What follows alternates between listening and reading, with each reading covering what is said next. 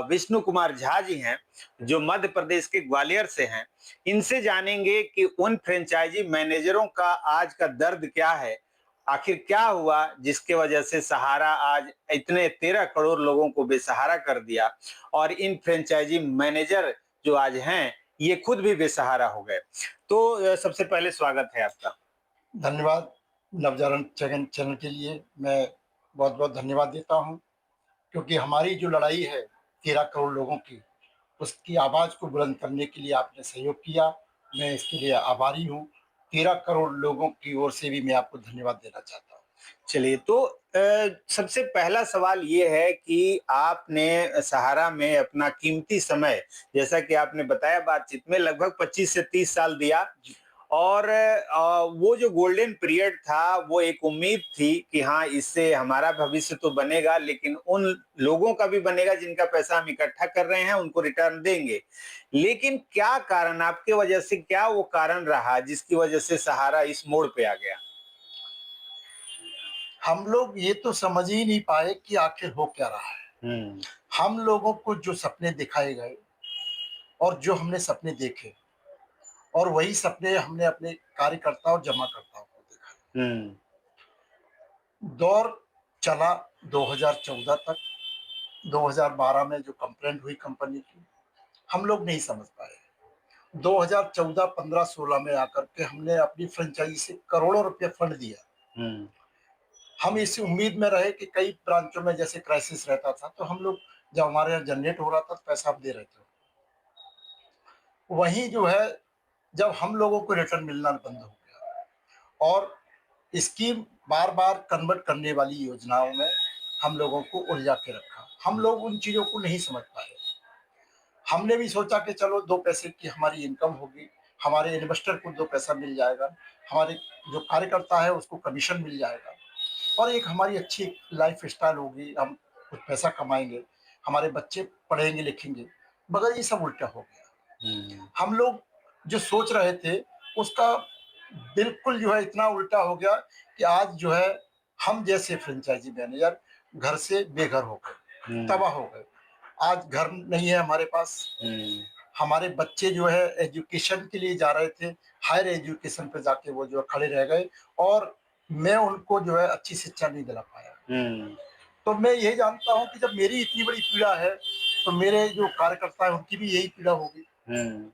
जिन लोगों ने गलत किया फ्रेंचाइजी वालों ने, वो आज सामने नहीं आते हैं। हुँ। हुँ। जिन लोगों ने पूर्ण ईमानदारी से काम किया, मेहनत से काम किया, सहारा के लिए समर्पित, मैं आज भी सहारा के लिए समर्पित हूँ।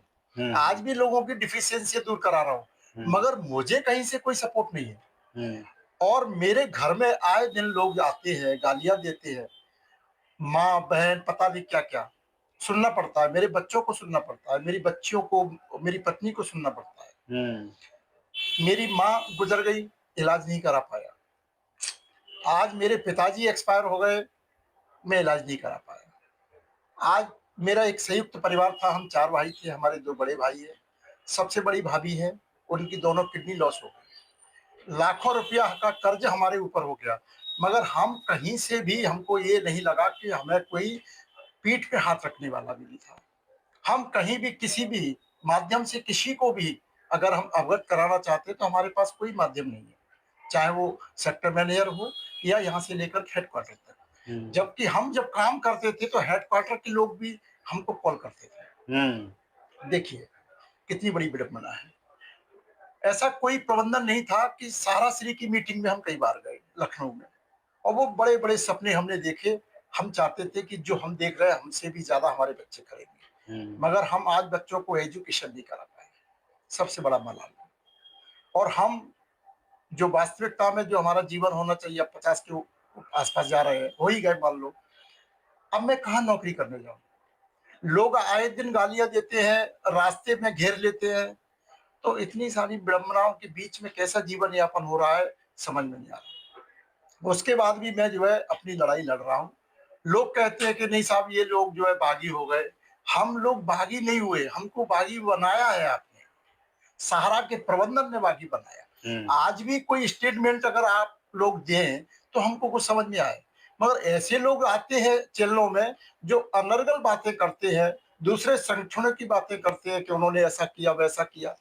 अरे वो देश की लड़ाई के लिए आगे तो आया, कोई तो आया। हुँ, मगर आपके हम जो है 20 साल, 25 साल हमने आपको दिया और वो 25 साल देने के बाद भी आज हमारे पास क्या है? जैसे हम रेत मुट्ठी में ले लेते हैं और वो धीरे-धीरे खिसक जाता है।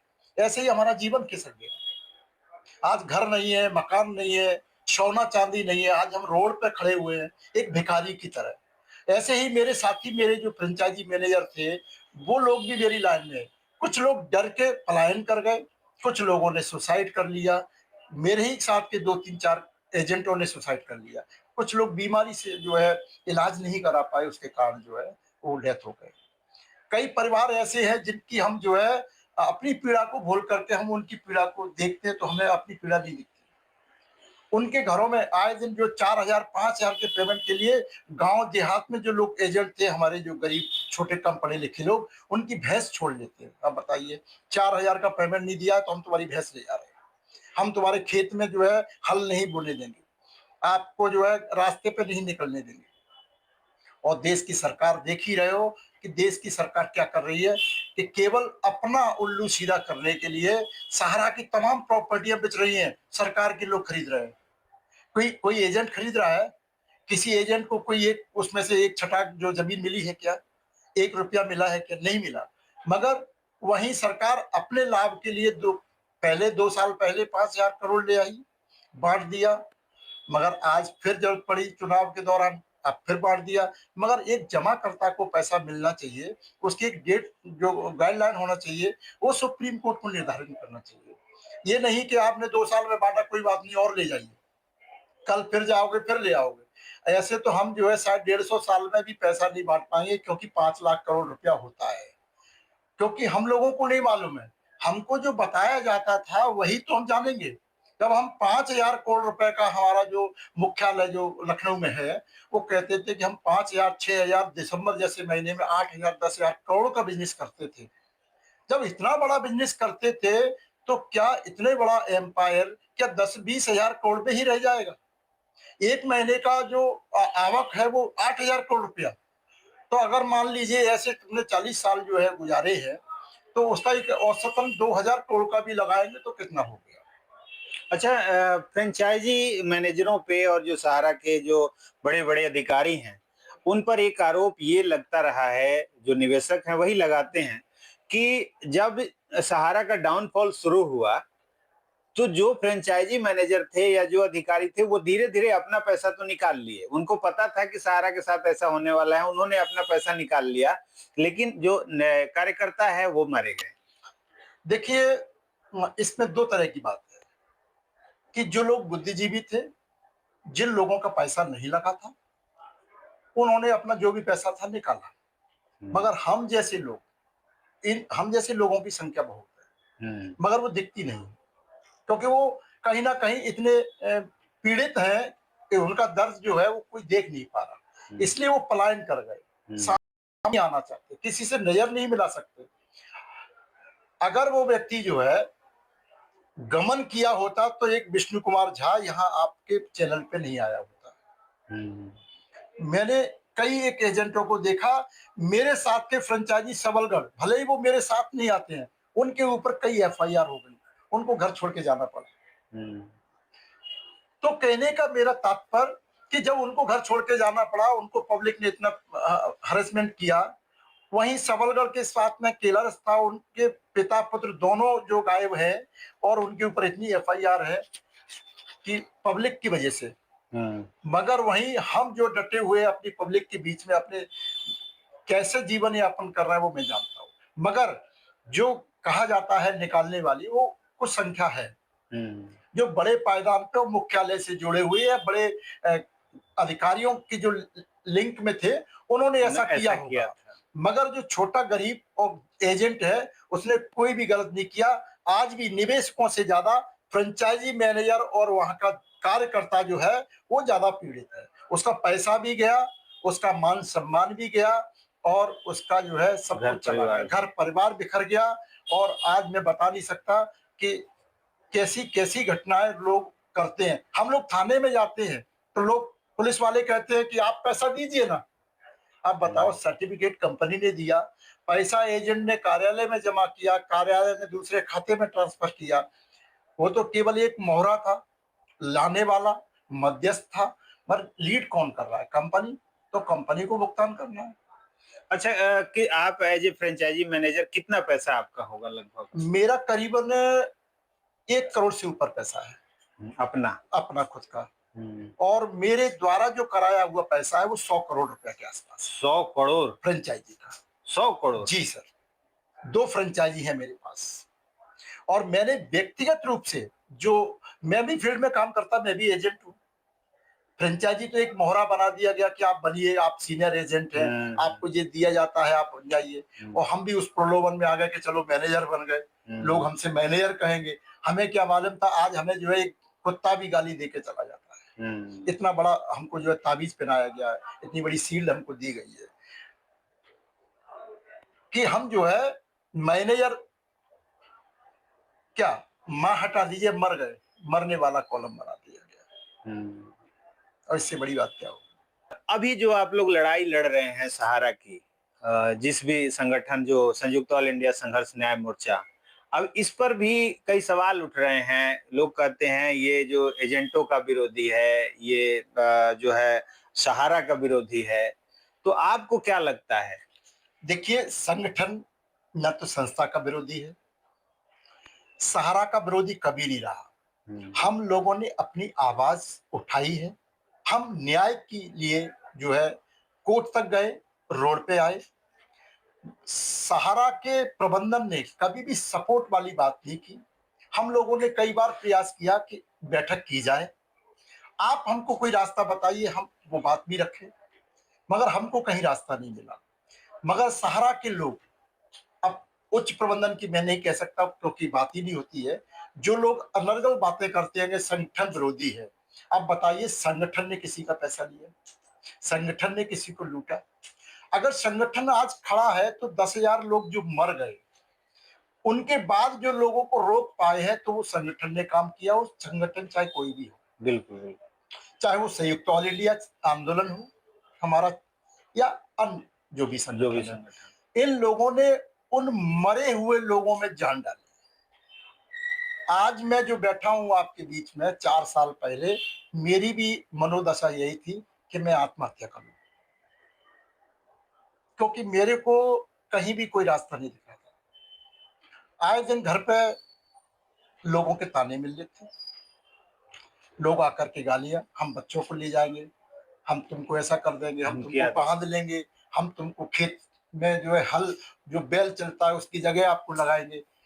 मैंने कहा भैया, आपका पैसा है, आप कर सकते हो, बस पैसा मैंने नहीं खाया है आपका, मैं आपकी लड़ाई लड़ने के लिए तैयार हूं। जब मुझे कहीं कोई रास्ता नहीं मिला तो अपने आप को बचाने के लिए मैंने संगठन का साथ दिया, और संगठन में मैं आया। और संगठन के बाद भी, आज की डेट में भी मैं संस्था का विरोधी नहीं रहा। मैं आज भी, लोग जो डिफिशियंसी के लिए परेशान हो रहे हैं, मैं आज भी उनको रास्ता दिखाता हूँ, वो डिफिशियंसी दूर कराने का प्रयास करता हूँ। मगर मुझे सपोर्ट फिर भी नहीं है। मैं अगर वो उनका फॉर्म भर के कहीं जमा भी कराना है या भेजना है, एक बार कहीं भेज दिया तो दोबारा नहीं हो पा रहा, एक बार अपडेट हो गया तो दोबारा नहीं हो पा रहा। तो आप बताइए, ऐसे में मैं कैसे सहयोग कर पाऊं? अच्छा, जब संगठन में आप जुड़े हैं, संगठन के कार्यकर्ता हैं, एक्टिव हैं, काफ़ी प्रदर्शनों में मैंने देखा है आपको।